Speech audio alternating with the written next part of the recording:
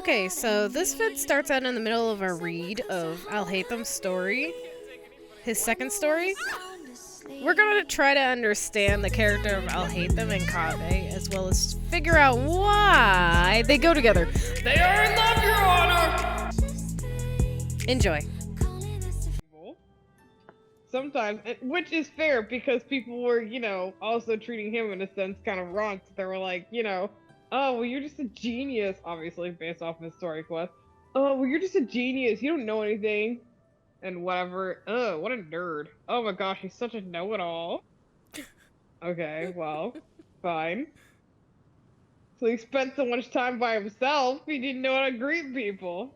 Sometimes, Lesser Lord Kusanali will also invite Al-Haytham to the sanctuary of Sarastana to discuss various matters. He has met many people there. The General Mahamatra Sino, the mercenary Dia, and Nilu, the star of Zubair. Nilu even once asked him, "How did you manage to come up with such a bold plan? When I think back on it, we were all quite lucky not to get hurt." Nilu hesitated before she continued, and Al-Haytham understood her confusion. For anyone would wonder how he could have stayed unscathed despite the influence of the divine knowledge capsule. But in Al-Haytham's eyes, he was never in danger, for he never used any capsules. Oh, so because he never used any at all, he said, well, they don't bother me because I've never used them before to begin with. So my body already was fine. It can't bother me.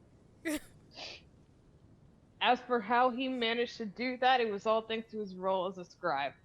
As a scholar, lucky enough to have read the Akasha's system manual, he had studied the headset and canon knowledge such that he knew how to alter the status signal of the Akasha. He had even... I will kill you. Where did you go? Is it a fly? It's a little bug, but it was on my head. He had even once thought of reversing the holographic shield of the Akasha terminal and projecting it to the back of his head to offer protection from attacks on that front. Wow. Okay. Dude's tripping. Man thinks of everything for nothing. He's he doesn't bored, even plan on getting in any fights. Nobody. Dude, you don't even have enemies like that. Calm down. He doesn't have enemies because he doesn't talk to people. Literally. But yeah, he's prepared for enemies. Not for reals. It has been proven that a plan lays the foundation for everything, and that prior research lays the foundation for a plan. Facts. Okay. Al-Haytham, who had no interest in boosting about how he remained unscathed, answered Nilu's question with another. As far as I know, Sino and Dia are also curious about this. Yeah, you were the only one who raised the question. Were they just too shy to ask me themselves?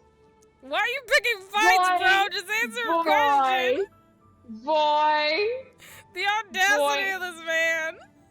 He doesn't want to talk about himself so much. He's literally trying to yeah, well, they're doing this. He's like, I'm not shy. I would answer your question, but why didn't they ask me this question as well? Are they too shy? Are you trying to turn the conversation onto those two? How about you stop worrying about them, Al-Haytham? Anyways, Kaveh was born into a classic Scarlet family in Sumeru.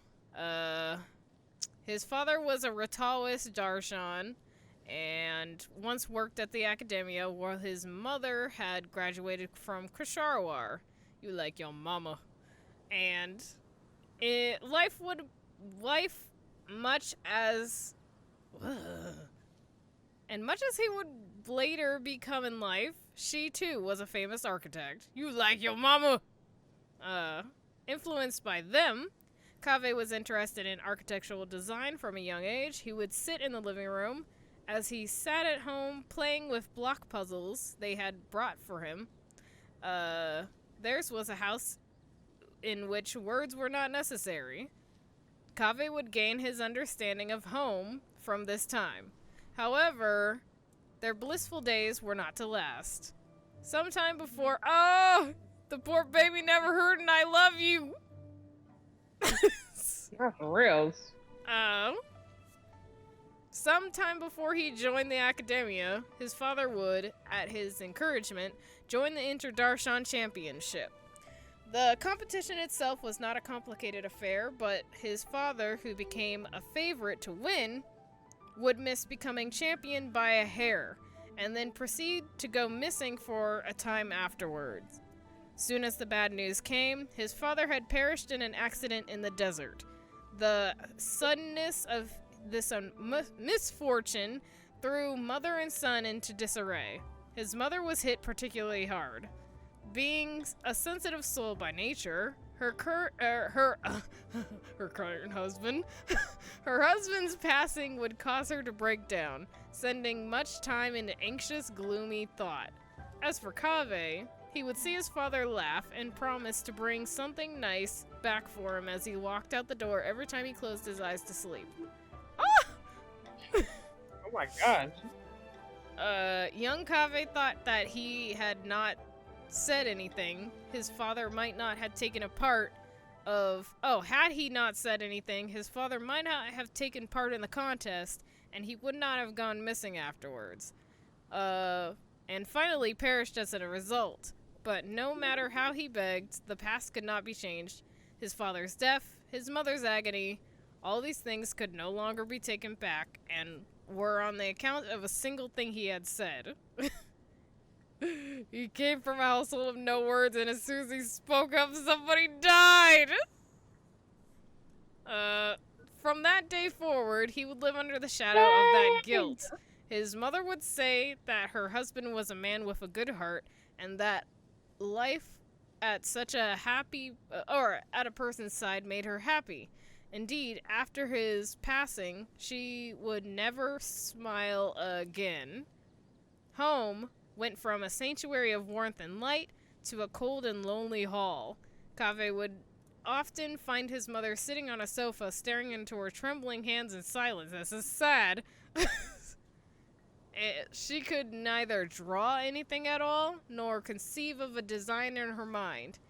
Each time this happened, Kaveh would feel like a giant hand was crushing him to the ground, and he would question himself, were it not for me, would this family have ended up like this? At the time, he was still young. He could do very little. Out of guilt, he would do his best to keep his mother company, and he would never wear a disappointed face around her, trying to support her in any way he could, even if it were but a drop in the bucket. It was amidst the chaos that Kaveh would reach school age, and, having passed the entrance exams, enroll into Ksharawar. During his time, he would inevitably spend less time with his mother. She would thus travel to Fontaine to ease her soul a little. Why Fontaine, though? There, she would receive a job offer, and upon returning to Sumeru, she informed Kaveh of the good news. Kaveh knew that this would leave him to live alone, but still, he agreed and even saw his mother off on the day that she departed. So she's still chilling in Fontaine right now. He would continue to look on even after her ship had long left the harbor. He knew he would deeply miss her, but he knew that it was best that she left the place that she had come to, or that had come to represent so much pain for her. For her sake, Kaveh would never admit that he was lonely. He would assure her that he was all grown up now and he could live independently. And if he should be kept awake by night, loneliness, pain, or memories of their now broken family, why, it was just his deserts for egging his father on to take part in the competition. You need to go back and tell your inner child that wasn't your fault. It really wasn't your fault. Your job was already gonna go. One guilty of harming his parents so deeply, deserved all that came to them. So he must live on bearing that brand. So anything that happens is just comeuppance for killing your dad. Given that such thoughts have been his constant companion since, one could say, home, taught Kaveh how to care and most utterly purge him of the ability to knowingly harm another person. That is facts, dude. In many years afterward, he would remain trapped by his personality and ideals, desiring to help any and all who asked it of him, and unable to truly oppose others, even if he wished to try and resist on some good matters. Or some matters. Despite the good he often does, his guilt remains. More than this, he can accept pure goodwill. For when he makes choices, he believes that he should be punished. And finds some comfort in the pain. If Kaveh were a sculpture, he would be one that appeared all but flawless, but would suffer utter destruction if the weak point in its core were to be found. He's depressing! Oh, for real? To heal Good his inner Lord. child! It's not your fault, my guy! It's freaking mom. Dude, it's freaking hurt. His poor guy really believed that that was a solid household. That's sad! I mean, it was solid for them. But then his death... That's the thing. It's unsustainable because things like that happen, and now look. Yeah. It needed to So be it's more not solid. Good. That's not so stable. Then, when That's the why that's storm not came, stable. That's not sustainable. Yeah, when the because you're storm gonna go came, through it stuff. shook the household, and they were not able to sustain each other without him being there. That's why it's not okay. Yeah, they needed to all be a tower. Mm-hmm. They needed to be there for each other. They needed to hear the things that they needed to hear. And he was there for his mother because we as a didn't do child, it. but, you know, she wasn't there And she for him. didn't say thank you and be there for him. Yeah, she wasn't there You for him don't when he have was a a child. I get that you lost still your have a best friend, child, but you so- still have your child. Yep. And he needed to know that nothing was his fault. Yes. And no, well, that's why you get other people in your life to take care of that, I guess. Because So, most likely those people aren't coming back. I wonder if we get another. We're gonna get a second thing in Fontaine now that we're in Fontaine. Maybe he's gonna meet his mother in Fontaine. Probably. He probably won't go there, but he'll probably like get a letter from her and be like, "Hey, can you meet up with her, check on her?" It'll be a world class, and we'll meet her. And she'll be like, well, My is he son doing well? is in Or is he Kasharwar. doing If you well? know about Sumerian academia. Yeah, my baby's why an aren't you with him? architect. I don't know. Were they with him? Anyways, next question. We killed him. God bless. I just wanted to know if you care or not. Right? Oh, he's dead.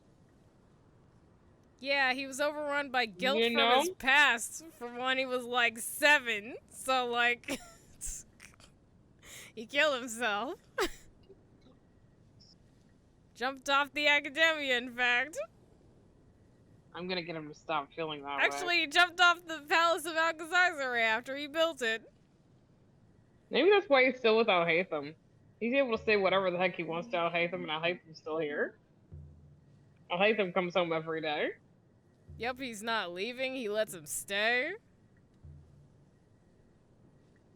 He can yell at me and it's fine. And Kaveh's used to not sharing words. And Al-Haitham's not a talker. Yes. So... they work. Listen, that's what I mean by... That's what I mean by... That's only so much. I don't have character story 5. Or vision. I don't have 5. I only have 4 and... Oh, let me put them in the teapot then so we can continue this. This was fun. Yeah.